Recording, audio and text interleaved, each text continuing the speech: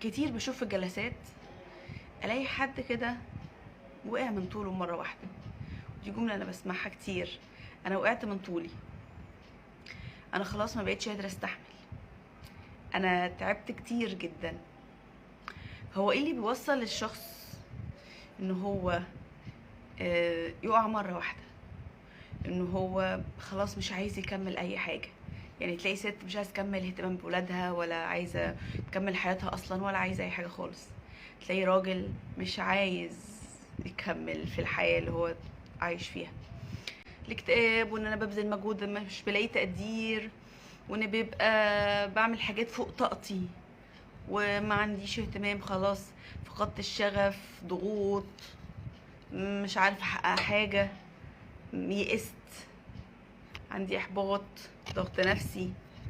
طيب ما تيجي نقفل يعني ناخد السيركل دي، الدايره دي، ونقطعها من الاول.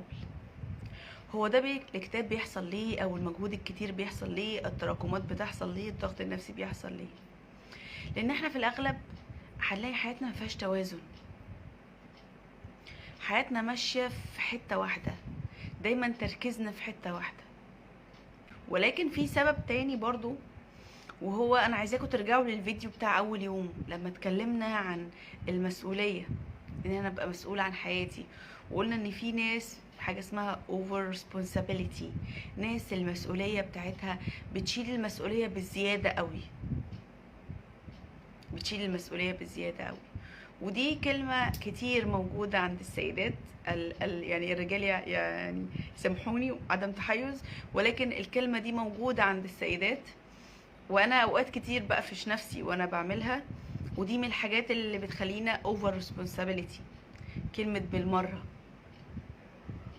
بالمرة صح؟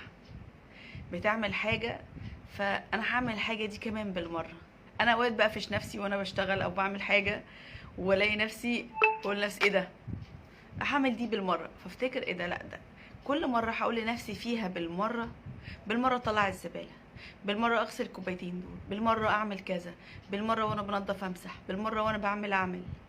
فكلمة بالمرة دي خليك اوفر responsibility، ان انت بتشتغل زيادة عن اللزوم.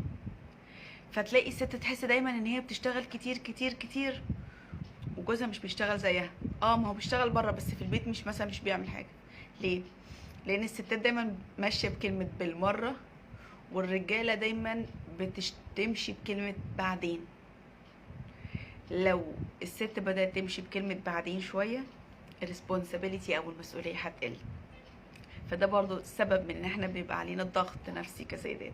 ولكن خلينا نرجع للاساس خالص، عشان ما نوصلش اصلا لمرحلة الضغط النفسي، ولا التراكمات، ولا الاحباط، ولا الخذلان، ولا نوصل لمرحلة ان انا ما عنديش اهتمام ومش عارف احقق حاجاتي. كل الكلام ده كله يبقى انا محتاج ان انا اعمل توازن في حياتي.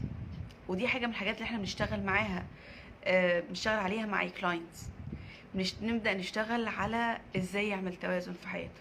عشان كده يعني كل واحد يجيب ورقة وقلم ونبدأ نشتغل مع بعض دلوقتي على طول. اول حاجة خلينا نقول ان احنا ربنا خلقنا حياتنا مش قايمة على حاجة واحدة. ربنا خلقنا حياتنا قايمة على حاجات كتير، ولكن اللي بيحصل ان احنا بنقومها على حاجة او اتنين، واوقات الحاجة او اتنين دول تقع فاحنا بنقع.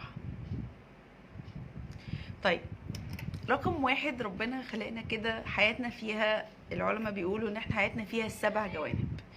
في ناس بيقولوا 7، في ناس بيقولوا 8، ولكن في الاغلب اللي احنا بنمشي عليه ان احنا حياتنا فيها 7 جوانب.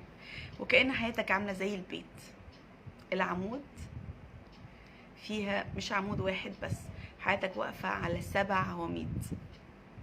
اول عمود فيهم هو علاقتي بربنا. تاني عمود فيهم هو صحتي.